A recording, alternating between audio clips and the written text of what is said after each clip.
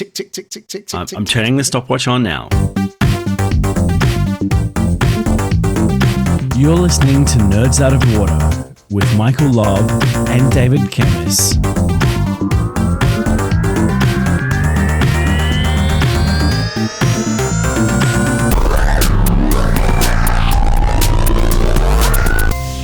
Nerds Out of Water is a podcast brought to you by Michael Lobb and David Kemmis, two friends who have partnered on and off for the last 20 years through various jobs and companies. And Michael runs TeamScale, a company keeping software development projects on track and on time, usually keeping me where I should be. And David runs One Bright Cloud, where he heads up a team of techs and futurists looking at autonomous vehicles, AI, and digital transformation.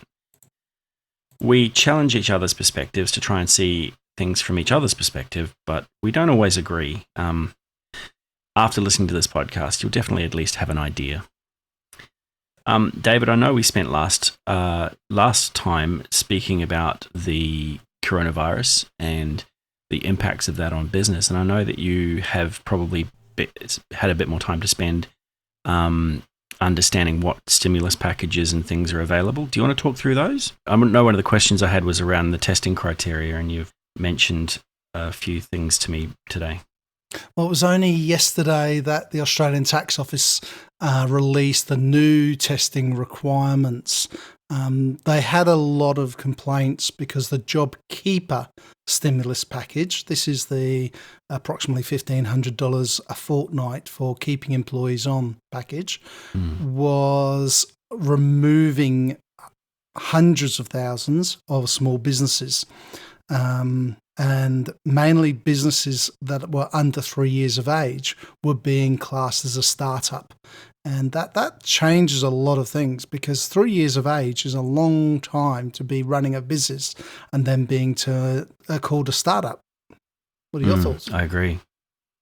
Yeah. I mean, to me, a startup is like, they've been operating. I think it's also not necessarily an age, but more of a mindset. If you've been running for 3 years, then you've pretty much been, you've been through that startup phase, and you should be moving into another phase. Otherwise, where are you at?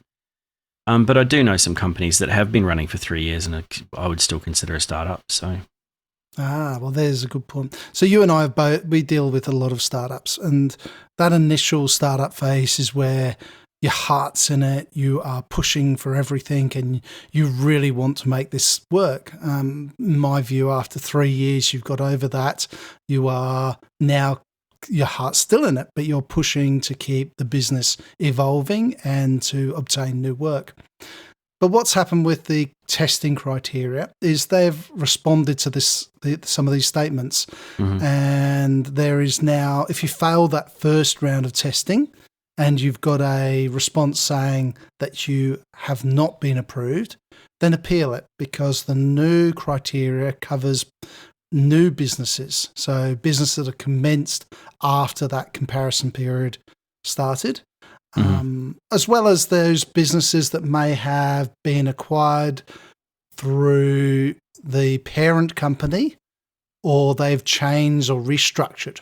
Because this is what's been going on as people have been seeing what's been coming down the track. What about those people affected by other natural disasters like the bushfires recently?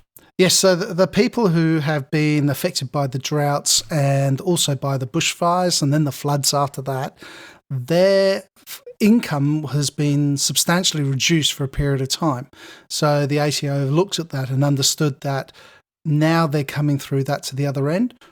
They need to look at how much they can provide those businesses on a previous comparison.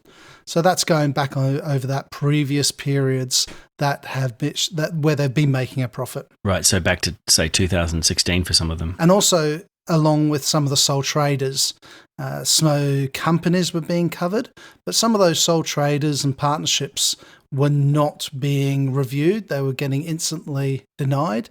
And so my strongest thing to you all is there's 7 new criteria. Have an appeal it and see what comes out of it. Yeah. What about We all know where COVID-19 started. We know it's a H1N1 style of virus. What about countries like Turkmenistan who are banning the word COVID-19 or coronavirus? Now, that means instantly they have 0 affected people. It's an interesting way of curing a disease if it doesn't exist. Yeah, if it doesn't exist, no one can have it. It sounds to me like something North Korea would do, though. And North Korea, they've done a very similar thing. They've said that they don't have any affected people.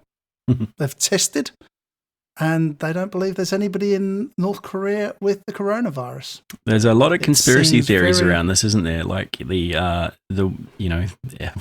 anything from lizard people through to 5G. Where do 5G? How do people get off burning down 5G towers because it is transmitting COVID-19? You know me, I love the odd conspiracy theory, but radio waves don't transmit disease. But you never ever know, do you? What happens if it is one of these? It may be a radiated style disease that we haven't actually worked out yet. No? I could. You're not coming down. I could start that path sentence me at with, all, "Hey, are you?" well, I'm not a insert whatever it is I need to be to understand this better. I'm not a rocket scientist, but I guarantee you that the people that are saying this aren't either." So across the UK, there have been 50 fires destroying 5G cell towers. Yeah. So that's ridiculous. Yeah. Why do you do it? Why do people think like that? Is it just arsonists who want a good excuse? Maybe. Because I don't think it's a good excuse. Yeah. Look, I don't really know. I'm not one who buys into conspiracy theories without a lot of evidence. I know that there's a whole fake news agenda that, if we've got one set of news that is saying one thing and then there's another set of news that says another thing, then they'll both battle to get the highest level of confidence in that news so that they can come out on top. But we should be basing our understanding of this on facts and on science. Science is inherently based on proving people wrong. The idea is that you get someone else to check your work and someone else to check your work, and that happens continuously until someone finds a flaw in it, and then everyone goes back and tries to find the next, tries to find out how that works.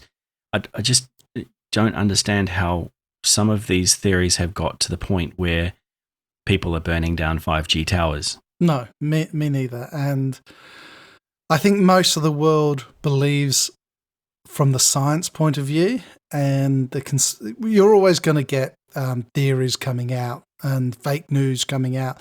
But I think we need to really push what we know from a science point of view to get through this. There are many hundreds of millions of people who are going to be affected, who are affected, and nearly 200,000 deaths directly attributed. So let's just for the moment suspend reality and put yourself on the other side of that argument. What if it is 5G that's causing this? Well, my very first thoughts around 5G is I need a 5G tower because my bloody internet's so poor here.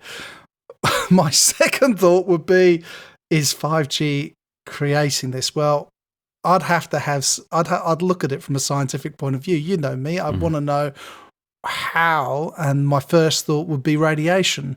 So how is a virus being transmitted through radiation? What have we missed? Is it manipulating your DNA to create this virus? Ooh, that's a very good point. So let's attack another conspiracy theory that's going around at the moment. That this is all a conspiracy by Bill Gates to put a tracking tag into you.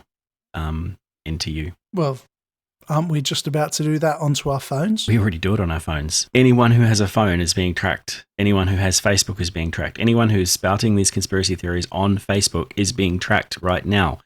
I don't understand why they would need to put some marker into you to track you. You're already doing it willingly. Yep.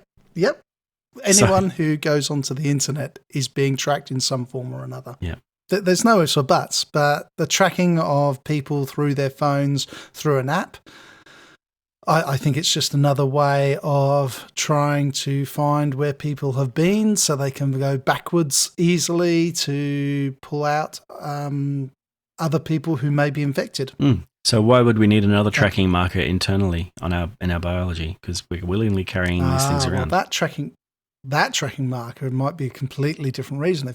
If we're going back to the conspiracy theory of Bill Gates putting one into us through DNA evolution, then that'll be something completely different. We'll be able to pay things by moving our hand across things. Yeah. I mean, I don't mean to laugh at it because, 20 years ago, I would have laughed if you'd said you'll be carrying around a device that tracks your every move, but we are. And, 20 years from now, maybe we will be wearing internal DNA markers that allow tracking all over the world, everywhere, anytime. In China, they've already got CCTV that says, monitors your movement and tells you whether you're being a good boy or a good girl or not. And if you're not, then you get lower social status scores. That already exists. In London, I think you get tracked by a CCTV camera 5 times a day. Interesting. Now we're talking about these technologies. Yeah. And you want to talk about smart tracking and items like that. What about smart technologies? Let's throw a few technologies at each other and give you 2 minutes to respond to each one. Okay. Do you want to start? Smart glasses. Where are we going to go with smart glasses? Okay, so smart glasses or the Google Glass. I wear glasses and I've worn them since I was about 5 years old. If you don't wear glasses, you will find them annoying. If you do wear glasses, you probably won't find them annoying, but they'll probably get in your way because sometimes you want to take them off or sometimes you want to wear sunglasses, or I've got like 2 or 3 pairs of glasses. Do I want smart glasses? Probably not. I'd probably prefer a different way of viewing my my stream of information. And I also want to turn it off every now and then, so I'd need some dumb glasses just to put on. That's 46 seconds. What about you, David? I'd like to have smart glasses. I'd like to see smart glasses and I'd like to use smart glasses. I wear glasses.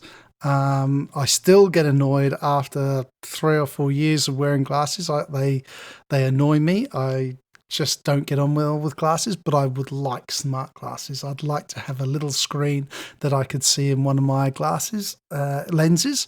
Now, how that would operate through my eye movements, I'm very excited to see how that would work. Would you put that smart technology into contact lenses? I personally would. I think contact lenses will be a way of how we move forward, and I think they are coming in. I think that we will have a computer screen within our eye, and that'll be operated through our eye movements, similar to the glasses. And how that would operate, it would have to be incredibly connected with AI. Yeah. Yeah. For me, I'd probably go for the contact lenses over the glasses.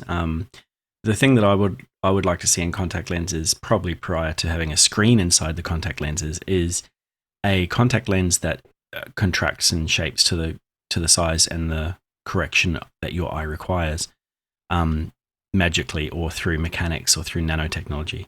So right now, I have to order a specific prescription for my contact lenses. If we use some sort of stretchy design that could contract or release like a muscle, then potentially that could correct my eye prescription or the curvature of my eye, and then I could see properly. Now that's clever. That's a little bit like Smart Paint that Ford are using on some of their new capability cars, which when you scratch it, it just heals, completely covers it up again. Smart houses? I think they're already here. I think smart houses and smart locks are already in operation. Let's take that to the next level. Fridges that order themselves, tick, we've got that. What about mirrors that are now providing you health capabilities. So you look at a mirror and it's telling you by analysing your eyes, without the lens in it, of course, how your body's going. You touch the taps to turn it on, and all of a sudden it's telling you what your heart is, everything about you. So I think there are a lot more steps to go, and I'm quite excited by the new technologies that are coming into a smart house. I like turning things. I like switching things. I like opening things. I like going to the supermarket when you don't have to queue up outside and when you're not followed around by a security guard. So I like that tactile manual method of doing some things. Smart houses or smart homes. I have some smart home devices, but I don't use them as often as I should. I try my hardest to embrace it, but like I said, I love the tactile manually switching on things and closing things and turning things. What about holographic displays? You mentioned mirrors just now. Like, what about a holographic display? I mean, imagine so excited. The iPhone 45 with, the hologram version. Well, first of all, I won't have an iPhone 45 because I won't have the iPhone. But my Samsung 201 Plus will have that holographic communication device where it pictures up somebody that I'm talking to. And when I'm speaking to Yoda will actually be there directly in front of me. I'm quite excited by it. How that's going to work from a small device capability, I don't really know. I've seen it happen with lasers and with holograms on a table. So they've developed a table that has multiple projectors, I suppose, making that hologram. But I think this is a technology that is going to come. And I think both this technology and the smart house technology, because of COVID-19, will be really coming up faster. We won't be wanting to touch taps and sinks and doors. We won't be wanting to open the cabinets at the supermarket. We'll be wanting it to open themselves to provide us the food that we're thinking of. Sorry to take away your tactile side. Well, that comes back to the food replicator, doesn't it? I mean, once we invent a food replicator, then we don't need to go to the supermarket at all. We just tell the food replicator, hey, build me a burger, and it will find all of the right proteins and it will use all your health data from whatever it's getting it from the mirror, and it will tell you, here is your burger. It's made completely out of plant products that have been simulated in some sort of generation device, and then it prints the food for you and colors it, and it looks like a burger, tastes like a burger, but it's actually just made up of all of the right amino acids and proteins that you need. So is that our next project? Didn't Star Trek already do this? So we'll just take we'll copy them. Yeah, look, for me, the thing that I may be interested in, as long as it wasn't connected to an internet of sorts, is the ability to interface into your own mind, or use your mind to control things. Now, I know that there are some people who are doing this at the moment, especially with prosthetics, where they use stimulus from your brain to move particular limbs that are robotic. And that, I think that's going from the last time I saw that on a science channel on YouTube, it looked like they were actually making progress with that. I'd like to be able to download ideas. Every now and then I have an idea for an article or just a diagram that I've come up with in my head that I would like to be able to dump onto something. I don't know if that's ever going to happen because it's a bit far-fetched, but the one thing that I'd really love to be able to do is replay my dreams. Okay. Let's take that in two parts because I'll touch the dreams secondly. Quadriplegics have been using direct brain interfaces for some time. As you say, to move prosthetics and the like. I think that the original idea, sticking an old USB into the USB port on your neck, I think that might be a bit far-fetched. But I do believe that we'll be able to connect through to the internet using our brain and download that information into our brain. The problem there is how much information can you take into your brain? And I think this is coming down a bit like Matrix. Wasn't it Matrix that had the problem? The issue isn't how much you can take into your brain. The issue is that your brain takes up something like 2.5 petabytes. Now, that's a lot of information to be able to store on a hard drive. You can't buy a petabyte hard drive at Harvey Norman yet. So you'd need a fair bit of, we're going to need a fair bit of technological improvement to be able to store that. What do you think? But you're talking about downloading the brain. I'm talking about downloading information into the brain. Yeah, if you've got 2.5 petabytes of space in your brain and you're only using 80% of it, then you got space there, man. And besides, you can always bump it up. I know how often you look at YouTube. There's 2.5 petabytes in one night. So the last one is my favorite, which is alternative forms of transporting people. I believe that cars and other transportation flights, they're going to be redundant in the next 1,000 years. I would like it to be earlier, but I'm going to say the next 1,000 years, we're not going to be using cars, trucks as we know it today. Molecular regeneration in another space. That's probably one way of doing it. I don't know if there's a way of transporting matter through space, and if we can do it through space, then can we do it through time as well? What are your thoughts on alternative forms of transporting people? The old Back to the Future time machine. I think this is a great idea. I don't know how it'll work. I think you're right. And I like your time frame, 1,000 years. 1,000 years is a very, very long time in IT world. I think it will happen. We'll jump into a fax machine and we'll pop out the other end. Hopefully it won't have the rollers so tight as the fax paper. I agree. I think it might happen. I just don't know how we're going to get there. We would have to really work out how we're going to design that removal of matter and then putting matter back together again, that regeneration of matter. What's your take on the ethics of, say, the transporter beam on Star Trek, where in theory, every time you're transported, you die and you're regenerated somewhere else? That stops you being in two places at one time. But do you think that that's ethical? Like you're just a copy of yourself when you arrive there. Do you think that would make you, over time, how you'd photocopy a photocopy of a photocopy of a photocopy? It's going to turn out a little bit weird. So my very first thought was, holy moly, what happens if somebody gets in there and alters my DNA as I'm transporting and I end up with two noses, or I end up with a brain that wants to go and remove a president from some country? I hadn't thought of that.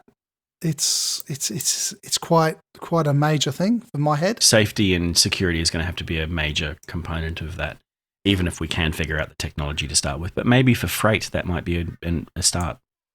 For non-living items, I think you've got a very good way of putting it, yeah.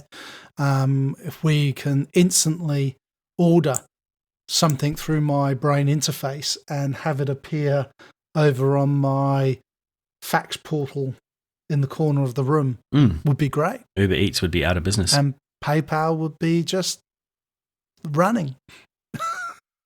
Because we wouldn't have money. No.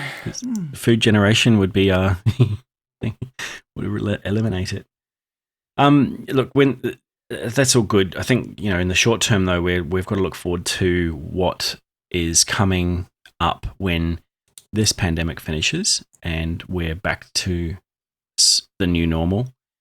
I've been reading that during this crisis, COBOL programmers are in high demand because a lot of the US government are using COBOL or old mainframes to run the business. I hear the same thing. They did a big call out for COBOL programmers to come in. I'm not sure what technologies we use and how much COBOL's left over here in Australia. Have you got any ideas there?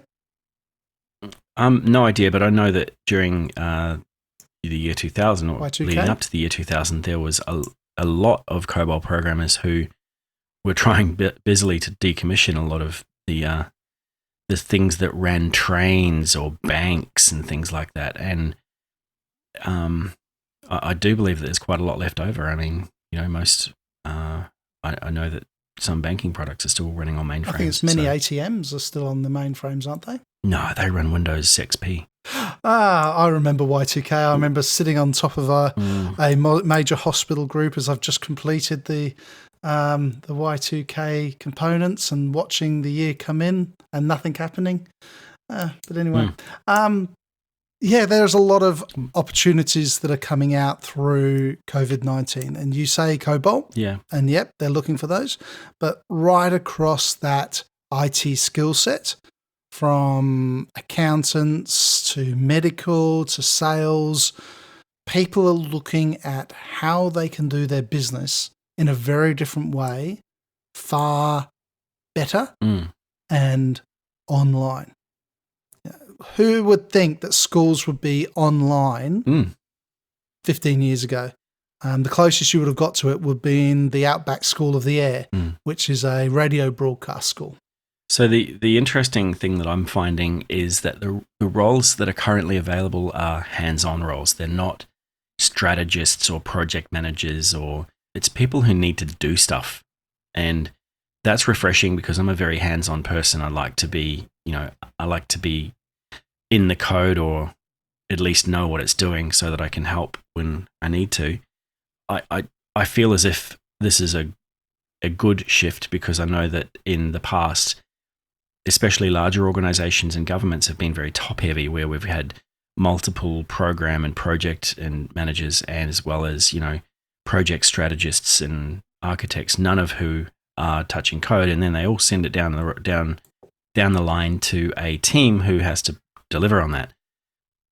And when the team get it, they go, why are they doing it this way? And I think that the shift to more of you write the code, you're responsible for it, is going to be a lot better for the future. Now, David, you're one of those people who are in the top heavy side of this equation. What are your thoughts on that? Well, first of all, let's look at the coding side of it, which is what you're talking about.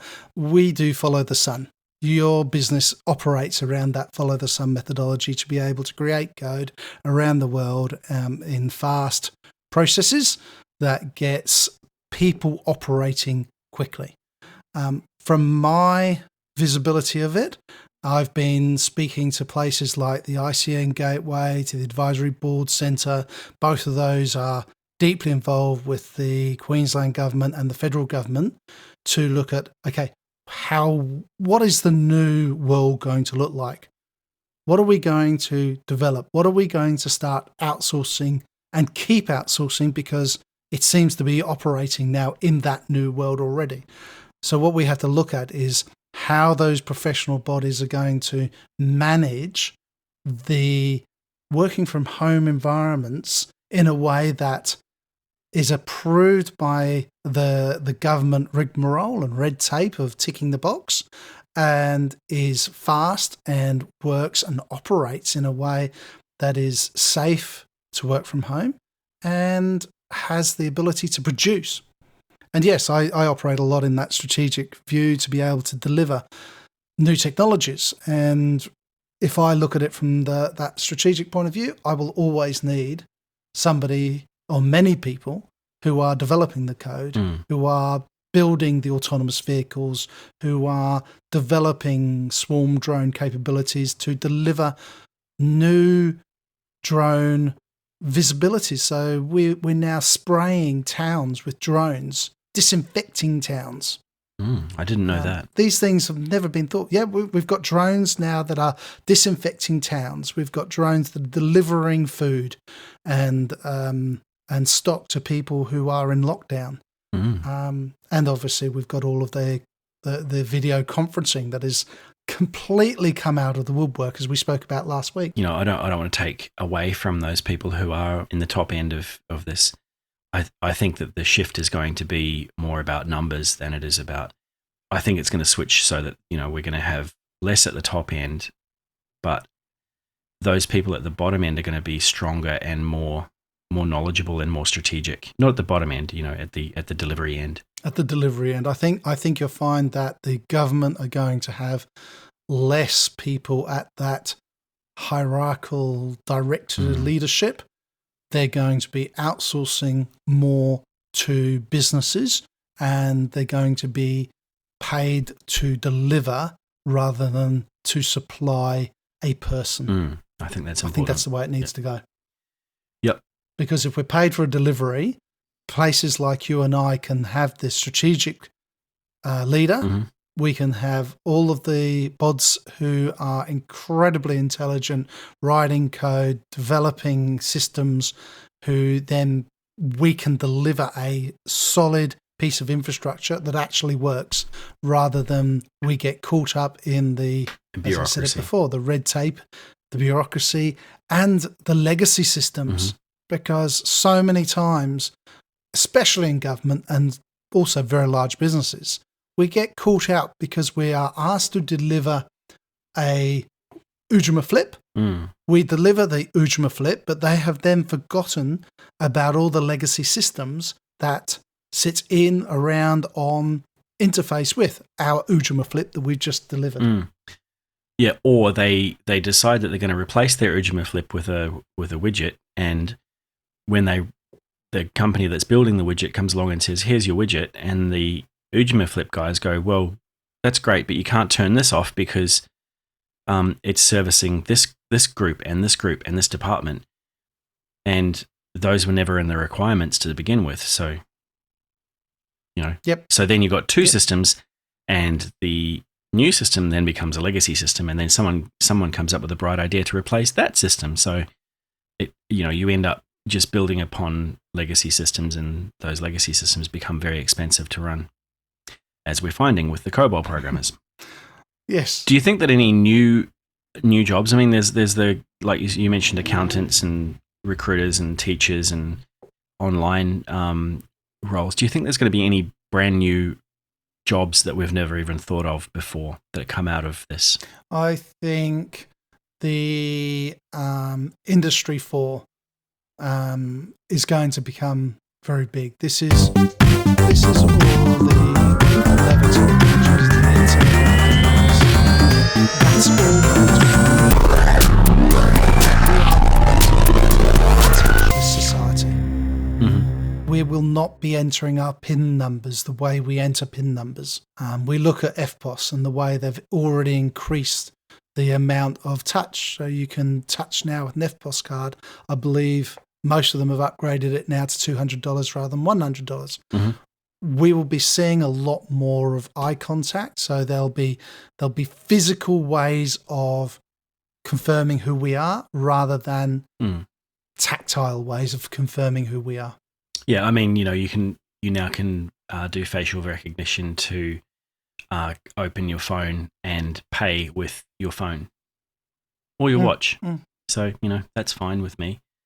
It's fine with me in some ways, but I do like cash, and I know that cash is going to disappear. So I think a bank teller, for example, is going to be a job that may disappear because we're going to be doing less and less to do with over-the-counter transactions.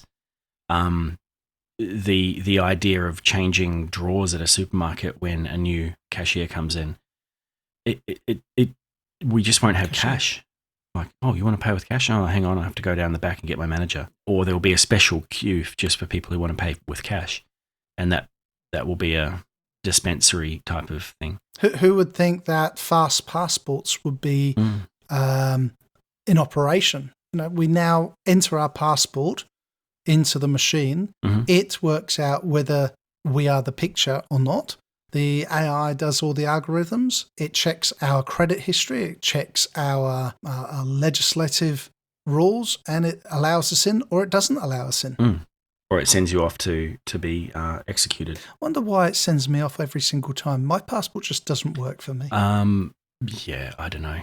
Yeah, no, I think there's going to be some new jobs that are made out of this, and obviously one of the things that we're finding now is the cleaning role especially in retail is now quite important. There's people who will go around cleaning at regular intervals, not just on open and close. There's going to be in tourism, for example, we need contactless check-in. Gone are the days when you walk up to the reception and they hand you a key. It's going to be, okay, here's your check-in code, and you enter that into an app on your phone, and then it opens your phone with the near-field reader, and you can then use your phone to unlock the door. Yep. Or even there's just a card printer that prints out the card and spits it out for you, and you pull that out. But who needs that? Maybe it's just facial recognition on the front of the door. There you go. David, you're always coming up with some pretty weird stories. Have you seen any lately? I like these weird stories. What about the longest giant stringy sea creature ever recorded?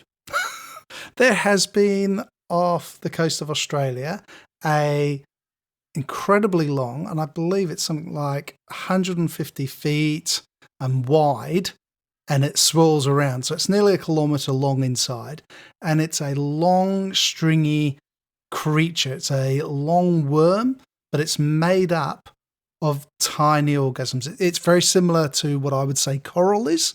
Wait, did you say tiny organisms? Hopefully I didn't say tiny orgasms. Hopefully I'm talking about tiny organisms. But it's a bit like coral. So coral is made up, one string of coral is made up of thousands of organisms, and that's the way it replicates. And this worm has come out of the deep, and it's been spotted, and it's a really intriguing thing to see. Wow. I might have to look that up. They don't know how long it is, but if it's 47 or 150 feet wide, and each circle goes around and round in circles like a wagon wheel, and it is just amazing to look at it. And it's called an apolemia. Apolemia, yes. It's just over half a kilometre long, wow. 631 metres long. That's crazy. We've got some amazing creatures on this planet, and we're not the only ones here. Oh, I look at the creatures that come out of the deep trench and go, oh my God, we have never seen this before. And people wonder why we have things like the Loch Ness Monster. I still believe there is something that comes into the loch every so often that is visible. And this is the sort of thing that comes out of those deep sea trenches. Yep. And we would never know about it until we saw it. And now some people are photographing it. The way they operate, well, this particular one operates off of a single strand with all of, and my words, polyps hanging off of it that are living creatures, all operating as a single entity.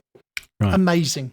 What have you got? Got anything else for us? I've got the doom and gloom.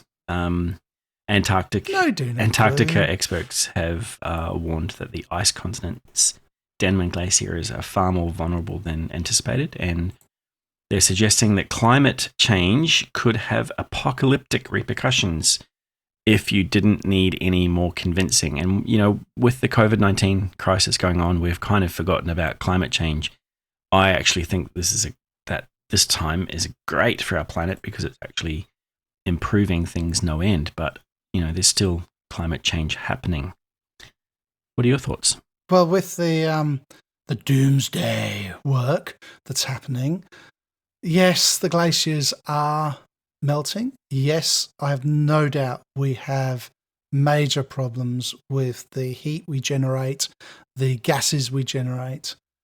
I look at complete worry at the micronuclear reactors that they're trying to bring into Australia because they're meant to be safer. With those, each individual nuclear reactor itself may be safer because they're very small. Well, small compared with a nuclear reactor. They're about 4 meters high and 2 meters across. But now if we've got, say, 2,000 of them, we have 2,000 the amount of waste to keep track of, 2,000 the amount of reactors to keep track of. And that's the sort of thing that really hurts me when we're talking about the ice caps melting and all of the problems that we have on this planet. I'd like to touch on the nuclear power because the nuclear reactors that are dangerous and that have caused problems were designed in the 60s or earlier and were built in the 70s. The nuclear reactors, these mini nuclear reactors, actually use some of the newer designs use spent fuel rods, so acres and acres of used fuel rods in nuclear waste areas that cannot be used, and they need to be buried, for their 2 million year half-life or whatever it is. And these miniature nuclear reactors can use those spent fuel rods completely, safely, and give power to an entire town. I don't think that nuclear power is as bad as people make it out to be. We've been sold on a lot of fear based on a nuclear reactor or nuclear reactors that were designed in the 60s and built in the 70s, maybe commissioned in the 80s, the likes of Chernobyl or Fukushima. And the things that are being produced today are brand new, great technology, and have been tested and have been proven to be safe, as well as we now have a lot of things like IoT where we can monitor these things remotely. You say keeping track of these things is going to be tough. What, like keeping track of the 2 billion CCTV cameras around the globe? I don't think it's going to be that hard. Do you? Do you not? No. I have my worries. Anything to do with nuclear reactions, I still have my worries. I think with today's capabilities, with wind farms, solar panels, solar farms, and the sea, for crying out loud, we still haven't learned to harvest the energy from the sea. Why not? Why because don't we do we're this? burning fuel and coal. I know. Yeah, I agree. We should absolutely put a lot more money into solar and to other forms of generation of power. Wind power is an amazing one, and as you mentioned, the sea power. Yeah, it's like there's so many different forms, and hey, petrol is worth under 0 cents at the moment. So what it is. Can you imagine the bottom falling out of this industry, and then suddenly we've got to try and find a way to power our cars? Oh, that's going to be tough, isn't it? It is. It is. No, it's not, because we've already done it. We've just got a lot of, this is my conspiracy theory for today. We've just got a lot of, people who would rather be paid by the fuel companies and the people who want to burn coal. We have a lot of money and infrastructure in coal and fuel. I agree. That's what's stopping wind, solar, water power, nuclear as well. Hydrogen. It's stopping all of it. So, we need to reduce our reliance on burning fossil fuels, and that will take us to a point where climate change is less obvious or having less effect. And talking about reducing, we probably need to come to an end. Yes, we do, David. Look, it's been great talking to you again, and we've had some good discussion today. Interesting topics. This is a podcast of, as we mentioned at the beginning, brought to you by myself and David. And if you would like to sign up or subscribe on using your favorite podcast tool, leave a comment. And if you want to email us, it can be done. You're probably better to look at us through Twitter, which my handle is @MichaelLobb and David is @DaveWith7. And if you want to be part of the show and want to come on and be interviewed and to put your point of view across, please get in contact with one of us, because we are looking for people to bring on board. We'll see you next time, David. Bye-bye.